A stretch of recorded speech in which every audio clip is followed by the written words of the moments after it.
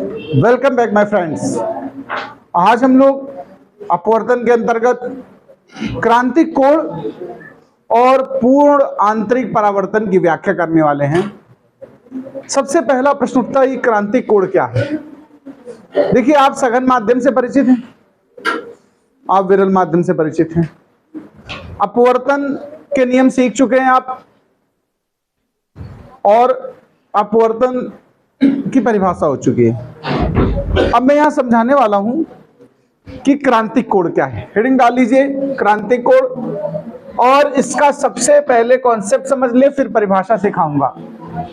देखिए, ये मैंने एक बाउंड्री बनाई है, बाउंड्री ऑफ इंटरफेस कहेंगे इसको, यानी कि माध्यम की परिसीमा। दो माध्यम की ये सीमा है, माध्यम की परिसीमा, यानी कह सकते हो इसको बाउंड्री। एक माध्यम विरल है और दूसरा माध्यम सघन है। ये जो क्रांतिक कोण का कॉन्सेप्ट है, ये ध्यान रखिएगा, सघन माध्यम से जब प्रकाश किरण विरल माध्यम में जाएगी तभी इसका प्रयोग है। विरल से सघन के लिए नहीं है, ये सघन से विरल के लिए कॉन्सेप्ट है।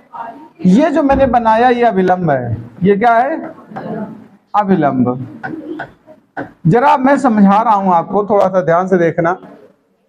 कोई एक प्रकाश किरण देखिए सघन माध्यम से चली है, किस माध्यम से जा रही? अच्छा, एक बात बताओ, सघन माध्यम से जब विरल माध्यम में जाती है तो क्या होता है? अभिलंब से दूर हटती है।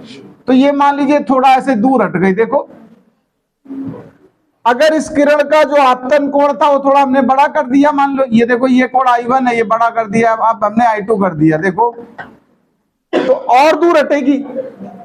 भाई, जितना बड़ा आपतन कोण होगा उससे ज्यादा बड़ा अपवर्तन कोण R होगा कि नहीं? तो ये वाली पिंक वाली यहां मुड़ी थी, तो ग्रीन वाली और ज्यादा मुड़ेगी। देखो, ऐसे ही अगर आप ध्यान देना थोड़ा मेरी बात पे, आपतन कोण का मान बढ़ाते जाएं। मान लीजिए हमने इस बार और थोड़ा बड़ा एक कोण बना दिया, यहां से गुजार दिया, देखो तो ये किरण यहां से पास होगी कि नहीं होगी? बताओ, और झुक गई। ऐसे करते जाइए तो किसी ना किसी एक निश्चित कोण के लिए ध्यान देना प्लीज, आई का कोई एक निश्चित मान आएगा, देखो, जिसके लिए ये प्रकाश किरण झुकते झुकते इसी बाउंड्री से होकर गुजर जाएगी। देखिए आप, ये इस बार प्रकाश किरण कहां से गुजर रही है? बाउंड्री के ऊपर से गुजर रही। देखो, तो इस आई के मान के लिए अगर आर का मान मैं आपसे पूछूं तो पता कितने अंश हो गया है? 90 डिग्री हो गया कि नहीं? बताओ। और ये आई जो बना इस बार, इसी को हम लोग क्रांतिक कोण कहते हैं, IC, सी सफिक्स में लगा है। यानी हम ये कह सकते हैं कि सघन माध्यम में आपतन कोण का वह मान जिसके लिए विरल माध्यम में अपवर्तन कोण 90 अंश हो जाए और अपवर्तित किरण बाउंड्री से गुजरे, देखो परिसीमा से निकल जाए, तो ऐसे आपतन कोण को हम क्या बोलेंगे? क्रांतिक कोण कहेंगे। क्या समझ पाए बात? तो ये सघन में ही संभव है। विरल से आना तो अभिलंब की ओर झुकना शुरू हो जाती है, तो उसमें ऐसा संभव ही नहीं कि आर का मान 90 हो पाए। परिभाषा एक बार फिर समझिए, सघन माध्यम में आपतन कोण का वह मान जिसके लिए विरल माध्यम में अपवर्तन कोण 90 अंश हो जाए, अर्थात अपवर्तित किरण बाउंड्री से होकर यानी परिसीमा से होकर निकले। यही तो मतलब हुआ इसका। तो यही चीज हमें परिभाषा लिखनी है। तो लिखिए जरा, मैं लिख भी रहा हूं, आप डायग्राम बनाइएगा, उसके बाद लिखिएगा। हम लिखते हैं सीधे, सघन माध्यम में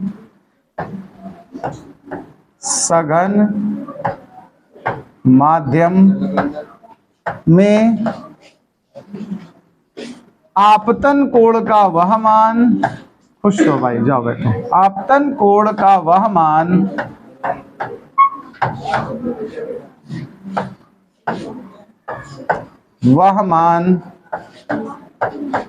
जिसके लिए अपवर्तन कोण का मान 90 अंश हो जाए, जिसके लिए अपवर्तन कोण का मान 90 अंश हो जाए, अर्थात अपवर्तित किरण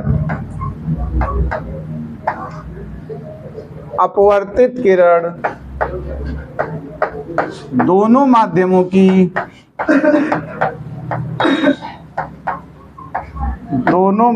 की परिसीमा से गुजरे। यहां परिसीमा माने बाउंड्री, परिसीमा से गुजरे,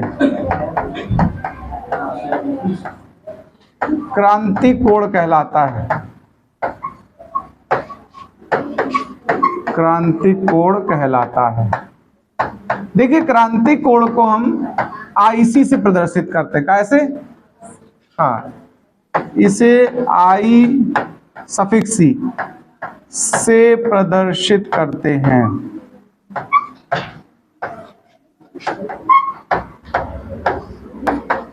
अब एक और बात समझना, हम एक सूत्र बना रहे हैं। आमतौर पे जो अपवर्तनांक n लिया जाता है ना, वो विरल के सापेक्ष सघन के लिए इस्तेमाल होता है, 1 and 2। लेकिन इस बार हमने जो यहां पर सीखा, यहां दूसरे माध्यम से पहले माध्यम में प्रकाश जा रहा है कि नहीं, ये नंबर 1, इसको नंबर 2 कहा है मैंने। तो अगर इसके हिसाब से हम अपवर्तन करें, इस स्नेल का नियम लगाएं, स्नेल के नियम से आप जानते हो साइन आई बटे, तो आई की जगह यहां आईसी है और साइन आर की जगह 90 है, और ये दूसरे माध्यम से प्रकाश चल के पहले में जा रहा है, इसलिए n की जगह हमने क्या इस्तेमाल किया, 2n1। लेकिन जो हमें अक्सर दिया होता है सवालों में अपवर्तनांक, वो 1 and 2 दिया होता है। क्या दिया होता है? तो अगर इसको 1 and 2 लिखना चाहो तो 1 अपान लिखेंगे। क्या लिखेंगे? 1 अपान 1 and 2। 2n1 गुणा 1 and 2 बराबर, याद करो 1 था, पीछे सिखा चुका हूं। तो इसको आप पलट दो, तो 1 and 2 को हम कैसे लिख सकते हैं, 1 अपान साइन आईसी। ये एक सूत्र प्रयोग होगा जब भी क्रांति कोण संबंधी, या इसी को सामान्य रूप में अगर लिखो तो n लिख देते हैं बिना सफिक्स के भी। तो जब क्रांति कोण संबंधी कोई आंकिक प्रश्न करोगे तो इस तरह का सूत्र इस्तेमाल करना होगा। इसको नोट करिए, फिर हम इसके बाद आपको बताते हैं पूर्ण आंतरिक परावर्तन। देखिए क्रांतिक कोण समझने के उपरांत हम अगला पॉइंट जो पढ़ेंगे उसी से रिलेटेड है, इसका नाम है पूर्ण आंतरिक परावर्तन। इंग्लिश में कहेंगे टोटल इंटरनल रिफ्लेक्शन, ये तो हेडिंग है। अब ये क्या है थोड़ा इसको समझना। जैसे क्रांतिक कोण सीखा भी, यानी ये कोई परिसीमा है, इधर का माध्यम विरल है और इस तरफ सघन माध्यम है। बहुत आराम से बात को समझना, ये अभिलंब है, ये हमने क्या बना दिया, अभिलंब। अच्छा एक बात बताओ, अभी मैंने आपको सिखाया था कि आपतन कोण का वह मान जिसके लिए अपवर्तित किरण बाउंड्री से होकर गुजर जाए, याद आया, या आर का मान 90 अंश हो जाए, उस आपतन कोण को क्या बोलते हो, क्रांतिक कोण कहते हो। आईसी लिखेंगे कि नहीं लिखेंगे बताओ। अगर मान लो कोण बढ़ाते बढ़ाते हम आईसी तक तो पहुंच ही गए थे, इससे भी बड़ा कोण कर दें आपतन कोण, जरा देखो, अगर आपतन कोण का मान इस कोण को भी पार कर जाए, ध्यान देना प्लीज, देखो, यानी सघन माध्यम में यदि आपतन कोण का मान क्रांतिक कोण से बड़ा हो जा रहा है तो ये ऐसे घूमते घूमते और घूम जाएगी कि नहीं, तो उसी माध्यम में वापस आ जाएगी प्रकाश किरण की नहीं, बताओ जरा, ध्यान से आप लोग देखें इस चीज को। तो पूर्ण देखो, इसको उसी माध्यम में वापस आना ही तो परावर्तन होता है कि नहीं होता। परावर्तन पढ़ा चुका हूं ना, परावर्तन मतलब क्या होता है, सेम मीडियम में वापस आ जाना। तो जिस मीडियम से गई थी उसी में लौट आई। तो हम कहेंगे यदि सघन माध्यम में आपतन कोण का मान क्रांतिक कोण से ज्यादा है तो प्रकाश किरण वापस उसी माध्यम में लौट आती है। यह घटना पूर्ण आंतरिक परावर्तन कहलाती है। समझ गए बात? चित्र बनाइए, फिर उसके बाद मैं जो लिख रहा हूं वो नोट करना है। लिखिए, यदि सघन माध्यम में, यदि सघन माध्यम में आपतन कोण का मान यदि सघन माध्यम में आपतन कोण का मान क्रांतिक कोण से अधिक है, क्रांतिक कोण से अधिक है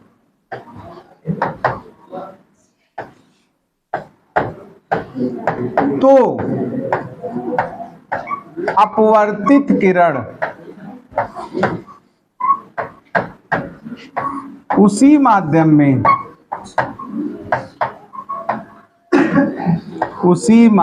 में वापस लौट आती है, वापस लौट आती है। प्रकाश की यह घटना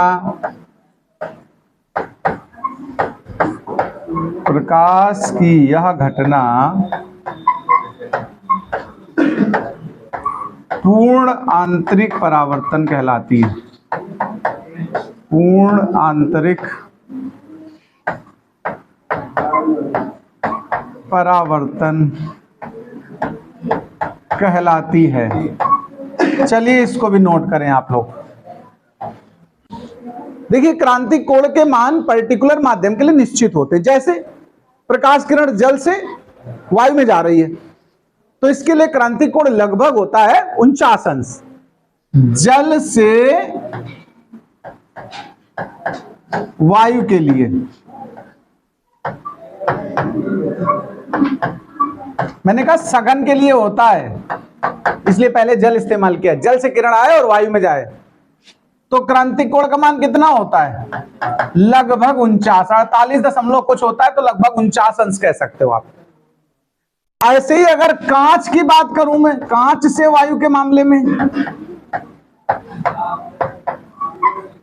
तो उसके लिए क्रांतिक कोण लगभग 42 अंश होता है। ये कुछ फिक्स मान है। डायमंड के लिए, डायमंड मतलब हीरा, तो डायमंड के लिए जो क्रांतिक कोण होता है वो लगभग 24 अंश होता है। ये कुछ मान हमने आपको बताए। इसके उपयोग क्या है? देखो, पूर्ण आंतरिक परावर्तन के कुछ यूज हम सिखाना चाहते हैं। पूर्ण आंतरिक परावर्तन के उपयोग कहो चाहे अनुप्रयोग कह दो, एप्लीकेशंस या यूजेस। इन घटनाओं का यूज कहां कहां होता है सुनिए। कुछ घटनाएं हम बता रहे हैं और कुछ लिखाएंगे भी। जैसे डायमंड आपने देखा होगा चमकता है, लेकिन हर जगह से नहीं चमकता, उसके कुछ निश्चित कॉर्नर होते हैं। डायमंड को तराशा जाता, सुना? हीरे को तराशा जाता, सुना? हीरे को तराशा न जाए तो उतनी ब्राइटनेस या ब्रिलियंसी मतलब चमक, शाइनिंग नहीं आएगी। हीरे व्यापारी और हीरे कारखाने वाले निश्चित कोण पे उसको काट काट के तराशते हैं। काटते ऐसा है कि उसका अंश 24 से ज्यादा हो जाए तो उसमें घूमता रहेगा। कुछ निश्चित जगहों से निकल के प्रकाश बाहर आएगा, उन्हीं जगहों से चमक महसूस होती है। ऐसे खदान से निकला अगर तुम्हें डायमंड मिल जाए ऐसे इतना मोटा पत्थर ऐसा, तो तुम सोचोगे अरे कांच का कुछ पड़ा, झूमर किसी का टूट गया है, उसी का टुकड़ा है, पहचान नहीं पाओगे। कहा नहीं जाता हीरे की परख जौहरी को होती है। और ध्यान रखिएगा, जिस वस्तु की सही कीमत जहां मिलती है वहीं आप उसे ले जाओगे तो उसका महत्व मिलेगा। गलत जगह बिक्री के लिए रख दिया तो वैल्यू कम हो जाती है। हीरा लेकर के अगर आप अमरूद मंडी में बैठ जाएं तो अमरूद व्यवसायी कितने रुपए देंगे उसके? सिंपल सी बात है। हीरा लेकर जब आप सराफा मार्केट में जाएंगे तो उसकी सही कीमत मिलेगी कि नहीं मिलेगी? ऐसे टैलेंटेड व्यक्ति अगर कम टैलेंटेड लोगों के सामने खड़ा हो जाए तो उसका महत्व तो खत्म, उसके ज्ञान को लोग मौज में उड़ा देंगे, मजाक ले लेंगे। ज्ञानी व्यक्ति अगर ज्ञानियों के मध्य अपनी बात रख रहा है तो उसके महत्व, उसकी बातों का महत्व होता है। भैंस के सामने अगर फार्मूले फिजिक्स सुना दो तो मार हो देगी, लेकिन अगर विद्यार्थी हैं भौतिक विज्ञान के, उनको बता रहे हो आप तो उसका महत्व समझेंगे। तो देखिए, जो हीरे की तराश है वहां क्रांतिक कोण का उपयोग है। क्रांति कोण का और उपयोग सुन लीजिए, वो मैं लिखाऊंगा भी। जैसे आपने कभी सुना है मारीचिका, किसी ने सुना है? कहाँ सुना? सड़क पर। देखिए रेगिस्तान में जल होने का भ्रम हो जाता है यात्रियों को, सुना है? होता नहीं, जबकि हाईवेज पे गर्मियों के सीजन में देखिए बहुत दूर ऐसा लगता है कहीं पानी पड़ा है, और जब वहां पहुंचो तो और दूर पानी दिखने लगता है। ये जो इल्यूजन है, इंग्लिश में इसको क्या बोलते हैं? इल्यूजन, भ्रम यानी कंफ्यूजन। जल होने का जो भ्रम पैदा हो जाता है रेगिस्तान में, इसको मारीचिका कहते हैं। क्या बोलते हैं? इस चक्कर में जानवर भटकते रहते हैं पानी की तलाश में, इंसान भी साथ में, और पता लगा कहीं सही में पानी है, इतना भटक चुके होते हैं कि उस पर फिर विश्वास ही नहीं होता है। ध्यान रखिएगा, संसार में बहुत से अच्छे संत हैं, लेकिन इतने बनावटी संत हो गए थे लोग, उनके चक्कर में अच्छे संतों का महत्व भी भूल गए। वही स्थिति है। ऐसी सर्दी की जगह पे एक घटना होती है, उसको लूमिंग कहते हैं। क्या कहते हैं? आइए इन दोनों को हम बताते हैं आपको। पहले हम बताते हैं मारीचिका।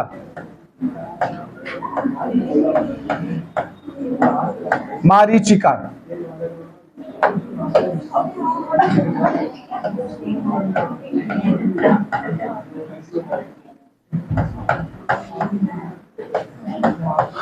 मारीचिका को मिराज बोलते हैं। क्या बोलते हैं? सुनिए इसका मतलब क्या है, कैसा है, जरा इस पे बात करते हैं जरा। ये मान लीजिए रेगिस्तान है, रेगिस्तान में कोई एक पेड़ खड़ा है यहां पर, ध्यान से समझिए भाई लोगों। एक पेड़ मैंने बनाया है ये, अरे कोई खजूर अजूर के जैसा मान लो, कोई डालडा का, मतलब भावार्थ बना दिया और कुछ नहीं। ये एक पेड़ है। देखिए मैं आपसे कहना चाह रहा हूं, कुल मिलाकर बात करोगे तो मजा नहीं आएगा।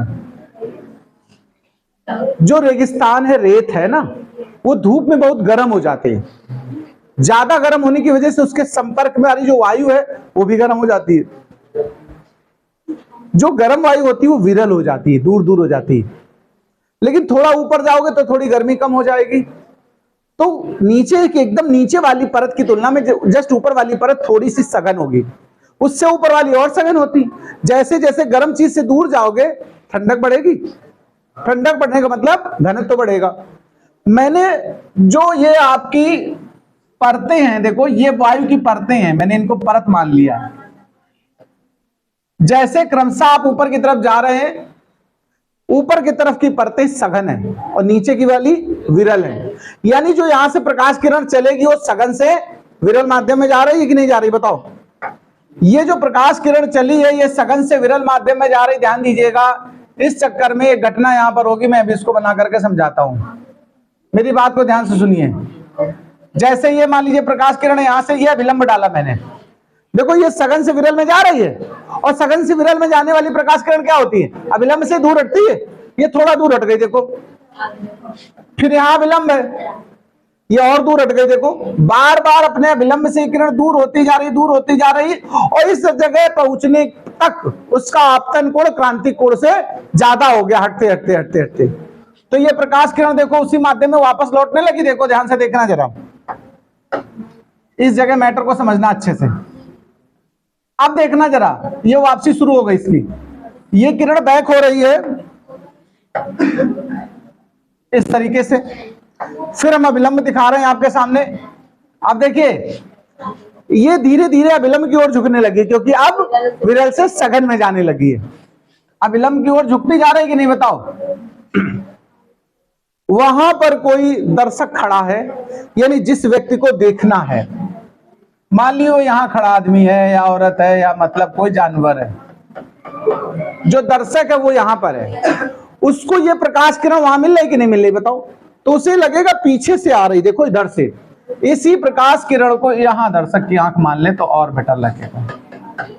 बहुत आराम से समझिएगा, ऐसे डायग्राम बना के लिखना पड़ेगा तुम्हें। तो देखिए इस व्यक्ति को जो वहां से देख रहा है, उसे ये प्रकाश किरण ऐसा महसूस होगा यहां से आ रही कहीं से, क्योंकि वो वहां से देखेगा तो उसको कहां से आपकी नजर आएगी? इस जगह से।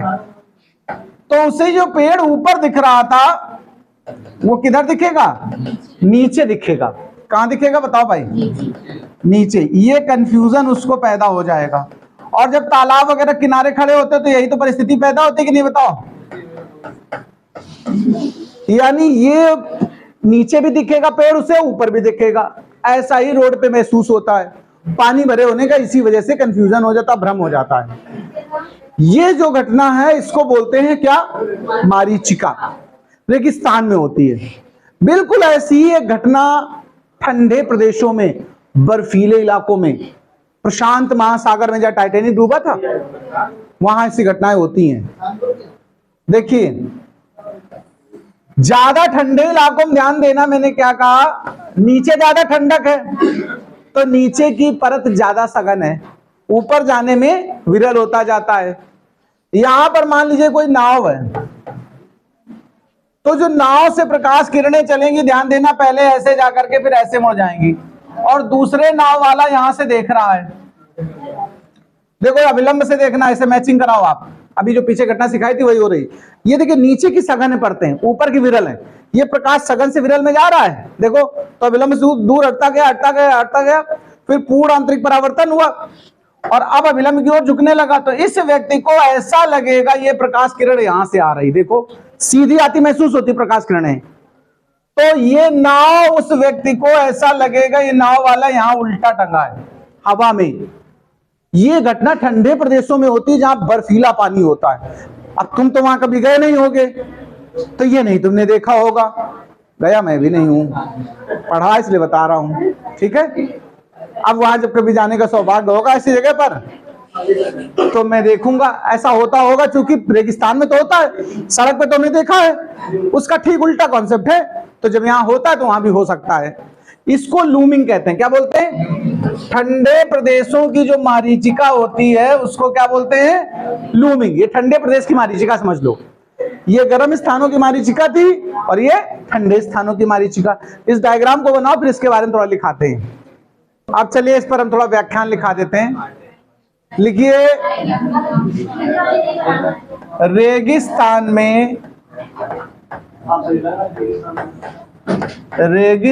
में यात्रियों को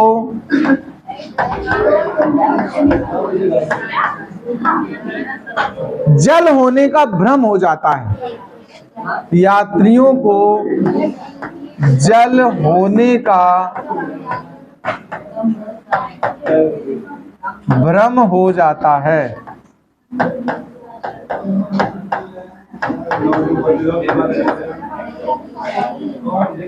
इस घटना को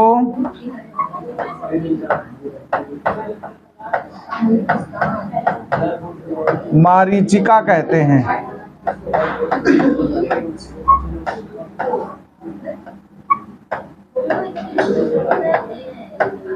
अब इसमें होता क्या है ये लिख रहा हूं। लिखिए, रेत के संपर्क वाली परत, रेत के संपर्क वाली वायु की परत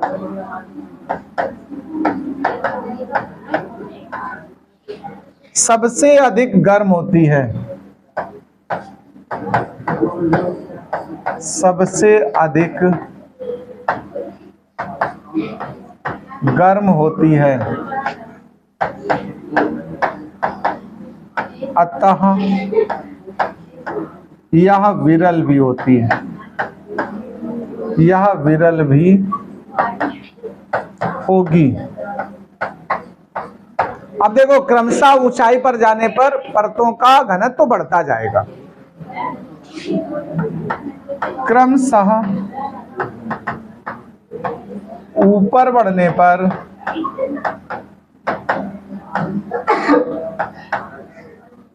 परतें सघन होती जाती हैं। परतें सघन होती जाती हैं। जैसे जैसे हम ऊपर जाएंगे परतें सघन हो जाएंगी। अब हम लिखेंगे, ऊपर से आने वाली प्रकाश किरण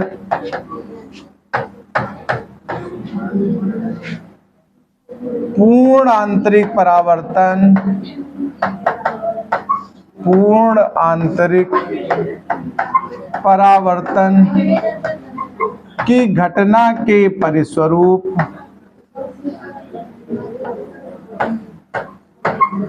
घटना के परिणाम स्वरूप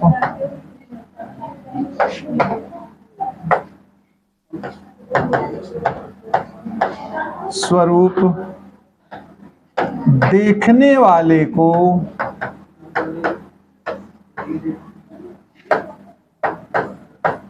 नीचे से आती हुई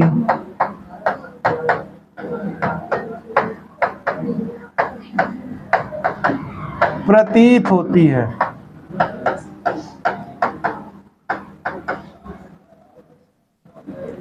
अतः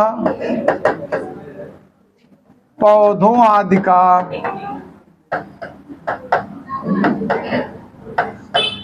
उल्टा प्रतिबिंब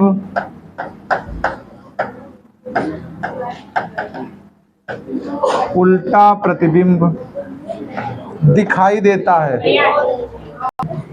तो देखिए, ऊपर से आती हुई जो किरण थी, अभी बताया था मैंने, ऊपर से आती हुई किरण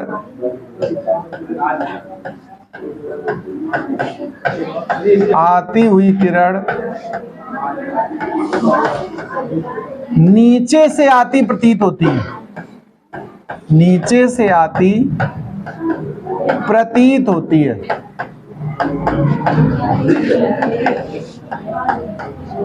अतः पौधों आदि का प्रतिबिंब उल्टा बनता है। पेड़ पौधे लिख दो, कुछ भी लिख दो। अतः पौधों आदि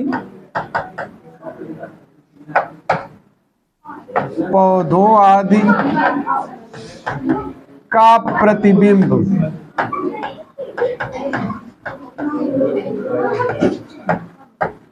उल्टा बनता है, जैसा कि जल की उपस्थिति में होता है। जैसा कि जल की उपस्थिति में होता है। भाई, जैसा जल में घटना होती वैसी घटना महसूस होती, इसीलिए लोगों के कंफ्यूजन हो जाता है। इसके बाद एक और उपयोग है इसका, पूर्ण आंतरिक परावर्तन का, वो ज्यादा इंपॉर्टेंट है, परीक्षा में पूछा जाता है। उसको बोलते हैं ऑप्टिकल फाइबर। इंग्लिश में क्या कहते हैं? Optical fibre. हिंदी में प्रकाश तंतु कहते हैं। तो इसको नोट करने के बाद हेडिंग डालेंगे प्रकाशिक तंतु। इंग्लिश नाम डाल दो ऑप्टिकल फाइबर। ये क्या होता है, थोड़ा मैं इसकी बात करता हूं। ऑप्टिकल फाइबर एक ऐसी युक्ति है, डिवाइस है, जो एक सिरे से दूसरे सिरे तक सिग्नल को आसानी से भेज देती है और बिना ऊर्जा और सिग्नल के हानि किए हुए। जितना भेजोगे उतनी पूरी मात्रा दूसरे निकल जाएगी। इसका भिन्न भिन्न जगह प्रयोग किया जाता है। मैं एक छोटा सा उसका उपयोग बता रहा हूं, फिर मैं लिखाऊंगा इसको विस्तार से। आप लोगों ने कभी सुना होगा, एक टेस्ट होता है पेट का अंदर का हिस्सों का, उसको बोलते हैं इंडोस्कोपी। कितने लोगों ने शब्द सुना इंडोस्कोपी? चलिए ठीक है। पेट के अंदर अगर बहुत ज्यादा कोई गंभीर बीमारी होती है जो अल्ट्रासाउंड वगैरह में डॉक्टर नहीं समझ पाते हैं, तब डॉक्टर सजेस्ट करता है कि भाई इंडोस्कोपी करा लो। इंडोस्कोपी एक छोटा सा कैमरा जैसा होता है कोई, उसमें दो फाइबर जुड़े होते हैं, यही प्रकाश फाइबर यानी ऑप्टिकल फाइबर, प्रकाश तंतु। और उस कैमरे को धीरे धीरे कैप्सूल जैसा होता है अंदर डाला जाता है पेट के, और एक तंतु से प्रकाश जाता है। कैमरे को चूंकि प्रकाश चाहिए, बिना प्रकाश के कैमरा फोटो खींच लेगा? बताओ। एक फाइबर से मतलब प्रकाश भेजा गया, कैमरे को दिया गया, उससे वो अंदर के हिस्से की पिक्चर भेजता है दूसरे फाइबर से, और दूसरा फाइबर हमारा कंप्यूटर से अटैच होता है, उसकी स्क्रीन पे पिक्चर्स आती जाती हैं। और डॉक्टर्स को ऑर्गन्स का पूरा अध्ययन होता पहले से कि कैसे अंदर के पेट के हमारे हिस्से होने चाहिए, कैसे दिखने चाहिए। भाई हम तुम्हें फिजिक्स पढ़ा रहे हैं, फिजिक्स का न्यूमेरिकल तुम लगा के लाओ, कहां गलती हम बता देंगे आपको, क्योंकि इतने दिन में ये सब प्रैक्टिस हो गई। कहां गलती कर रहे हो, कहां सूत्र गलत लिखा तुमने, आम जनता सोचे, जिसने फिजिक्स कभी पढ़ी ना, उसको लगेगा सब एक है जैसे सूत्र। हम लोग पकड़ लेंगे कहाँ स्मॉल बनाओ, कहाँ कैपिटल बनाओ, कहाँ मात्रा गलत है, कहाँ पर चिन्ह प्लस है, कहाँ माइनस है।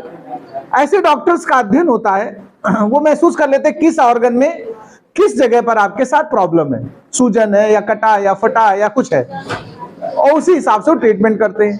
तो ऑप्टिकल फाइबर में तंतु इस्तेमाल होते हैं। साधारण तार वगैरह में ऐसा मतलब पाइप से नहीं भेजा जा सकता प्रकाश, ठीक है।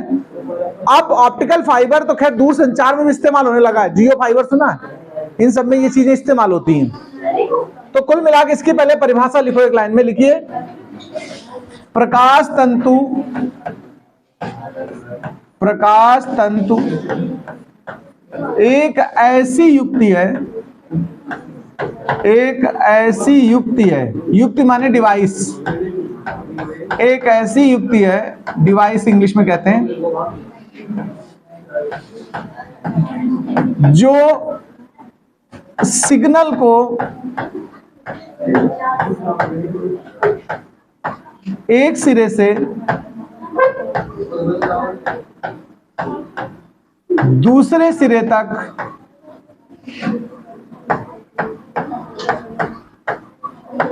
बिना हानि के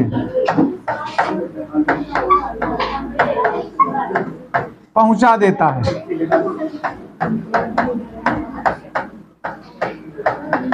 ये तो परिचय बताया मैंने,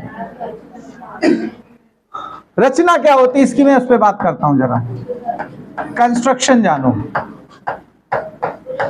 मान लो कैसा बना होता है उस पर बात करता हूं। देखिए ऑप्टिकल फाइबर बेलनाकार पाइप जैसी संरचना होती है। मैं इसका एक छोटा हिस्सा कटा हुआ निकाल के बना रहा हूं। ये देखिए ध्यान देना, एक किसी ऑप्टिकल फाइबर का टुकड़ा लिया मैंने, ये बेलनाकार पाइप जैसी संरचना है। इसमें ये मान लो सेंटर का हिस्सा है, इसमें एक ध्यान रखना, ऊपर के हिस्से में, बाहरी हिस्से में एक परत चढ़ी होती है। इस परत को क्लैडिंग कहते हैं। क्या कहते हैं? इस परत को, ये जो ऊपर परत चढ़ी है, इसको क्लैडिंग कहते हैं। मैं अभी सब बताऊंगा। ये अंदर का हिस्सा कोर कहलाता है। क्या कहलाता है? जो कोर होगा वो क्वार्ट्ज का बना होता है। काहे का? क्वार्ट्ज। इसका जो अपर्तनांक होता है, ध्यान रखना, क्वार्ट्ज का 1.7 के आसपास होता है। कितना? जबकि जो ये क्लैडिंग इस्तेमाल की है तुमने, ये इसका अपर्तनांक कांच से बना चुकी, तो इसका कितना है? 1.5। अब देखिए हम किसी प्रकाश किरण को एक सिरे से भेज रहे हैं, यहां से मान लो कोई प्रकाश किरण गई, ध्यान देना प्लीज, बात समझना। अब ये अंदर का हिस्सा सघन है कि नहीं?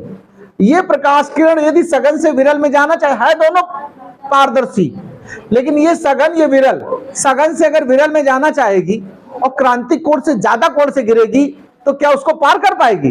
वापस लौट आएगी? यही तो अभी परावर्तन सिखाया था। देखो यहाँ विलंब है मान लो, तो ये प्रकाश किरण वापस आ गई, देखो ऐसे। अब जब यहां गिरी, फिर ये क्रांतिक कोण से ज्यादा कोण पर गिरी, तो फिर ये इधर घूम जाएगी। देखो तुम लोग क्या सोचते हो, फिजिक्स बहुत आसान चीज है क्या? साक्षी, व्हाट आर यू डूइंग? तुम्हें क्या लग रहा है इतना आसान फिजिक्स कि तुम खाली क्लास में बैठे रहोगी? ये कोई सत्यनारायण कथा थोड़े है कि पंचामृत पंजीरी मिलेगी अगर आप आए हो। एक एक अध्याय, एक एक श्लोक, एक एक चीज सुननी पड़ेगी। यहां केवल श्रोता नहीं है, भविष्य में आपको वक्ता बनना है। थोड़ी मेहनत कर लोगे, प्रवक्ता बन सकते हो। प्रवक्ता समझते हो क्या होता है? प्रवक्ता जानते हो क्या होता है? हिंदी में प्रवक्ता, इंग्लिश में लेक्चरर कहते हैं। जो आपको इंटरमीडिएट पढ़ाएंगे उसको क्या बोलते हैं? लेक्चरर। तो केवल श्रोता बनना है तो ठीक है, बढ़िया, पंचामृत बनवा के रख देंगे। नहीं तो सुनो भैया, मैं मजाक समझ रही हो? लगातार ऑब्जर्व कर रहे हैं, बातें कर रहे हो तुम लोग। इतना आसान नहीं है फिजिक्स, ये मैं कह रहा हूं। थोड़ा सा सुनिए, समझ में आएगा। आप सोचो ऑब्जर्वेशन ना करो, समझो ना, सुनो ना। ये 4 लोग पढ़ने आए केवल, जो आगे वाले पीछे वाले परपंच कर रहे हैं, पंचायत करने आए हैं। थोड़ा टेंशन रखो, हम बोल रहे हैं, बुला रहे हैं तो भी जी पड़ी बिल्कुल, ऐसा कौन सा जरूरी वाक्यांश था। तो अब बातचीत ना करें, जो आगे आगे सुन ले। तो मैं कह रहा था यही बार बार घटना होगी देखो, और जब इसका अंतिम सिरा जहां मिलेगा वहां से ये प्रकाश आगे मिल जाएगा।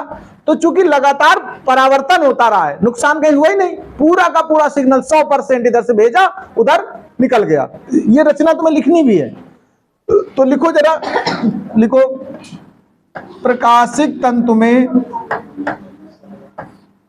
ये चित्र बना लेना, ठीक है। प्रकाशिक तंतु में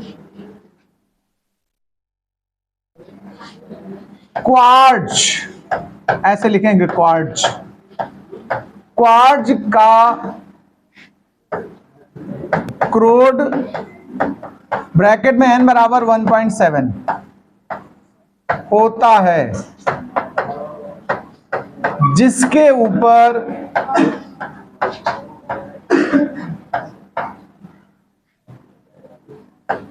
कांच की क्लैडिंग, कांच की क्लैडिंग ब्रैकेट में n बराबर 1.5 चढ़ी रहती है।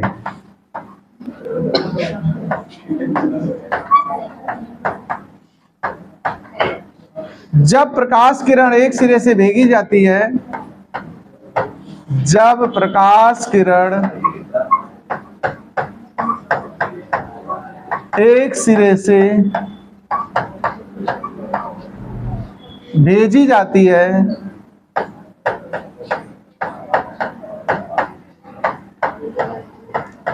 तो वह पूर्ण परावर्तन, तो वह पूर्ण परावर्तन की घटना के कारण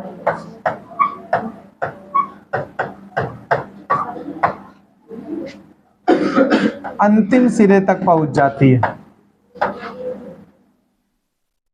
अंतिम सिरे तक